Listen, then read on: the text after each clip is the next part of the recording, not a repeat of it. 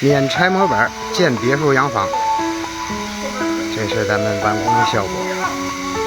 这是15米乘11米的跨，前面是一个6米的大门厅，中间剪力墙结构，钢筋混凝土一体浇筑，自带保温，保温性能好，防脱落防老化。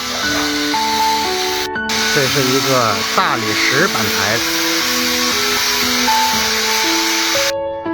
这是别墅的后面的事。咱们再上屋里面看看，这是一个6米大客厅，6米大客厅，敞开式的整体书房。这是卫生间，这是卧室，